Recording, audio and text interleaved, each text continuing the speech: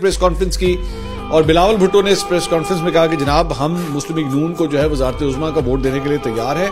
लेकिन हम कैबिनेट का हिस्सा नहीं बनेंगे। लेकिन उसके बाद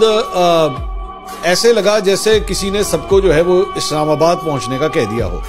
और पता यह लगा कि जनाब तकरीबन 10 बजने में 10 मिनट के ऊपर एक प्रेस कॉन्फ्रेंस शुरू हुई और उसके अंदर तमाम जो बड़े थे सवाए मेरे कप्तान इमरान खान साहब के, बाकी सब बड़े वहां पे मौजूद थे, और जिसमें शहबाज शरीफ साहब, आसिफ अली ज़रदारी, चौधरी शुजात हुसैन, खालिद मकबूल सिद्दीकी, सादिक संजरानी, अलीम खान, सब वहां पे जो है वो लाइन के अंदर बैठे हुए थे। और उन्होंने प्रेस कॉन्फ्रेंस की और प्रेस कॉन्फ्रेंस के अंदर जो है वो ऐलान किया गया कि जी हम सब ने जो है वो मिलके हुकूमत बनाने का फैसला कर लिया है, और अब जो है वो शहबाज शरीफ साहब जो है वो मुस्लिम लीग नून को जो है वो हमने ये मौका दिया है कि वो वजारत उज़्मा के लिए जो है वो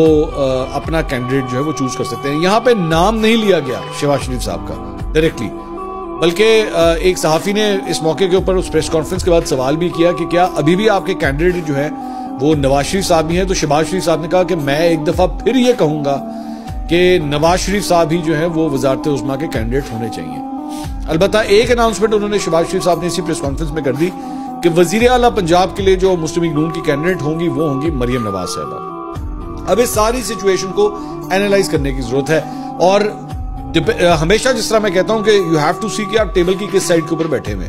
वहां से आपने बैठ के एनालाइज करना है। तो मैं कोशिश करूंगा कि दोनों साइड जो है मैं आपको दिखा दूं। सबसे पहले आ जाए जरा जो ऑपोजिट साइड है मुस्लिम लीग नून की, जरा उस तरफ जाके देखते हैं। अगर आप पाकिस्तान तहरीक इंसाफ के हिमायती हैं, उनके सपोर्टर हैं, तो आप जारी बात है सवाल करेंगे कि भाई यहां पे तो माइनस इमरान होना था, ये माइनस नवाज किस तरह हो गया? ठीक है, इसलिए क्योंकि इलेक्शन से पहले आपको याद होगा वो एड्डे लंबे चौड़े जो है वो फ्रंट पेज के ऊपर जो है वो एड्स लगाए गए तमाम अखबारों के तकरीबन, जिसके अंदर बड़ा बड़ा इलेक्शन से पहले लिखा गया वजीर आजम नवाज शरीफ, वजीर आजम नवाज शरीफ। सारे जलसों के अंदर जो है वो एक ही नारा होता है वजीर आजम नवाज शरीफ, वजीर आजम नवाज शरीफ। उसके बाद इन्होंने गाना भी एक बनाया कि पाकिस्तान को नवाज दो, पाकिस्तान को नवाज दो। नवाज शरीफ साहब 21 अक्टूबर को आए और आते साथ ही जो है वो यही कहा गया हर इंटरव्यू के अंदर, हर बात के अंदर कि जी हमारे जो वजारत उज़्मा के जो उम्मीदवार होंगे वो नवाज शरीफ साहब होंगे। तो फिर ये हुआ क्या?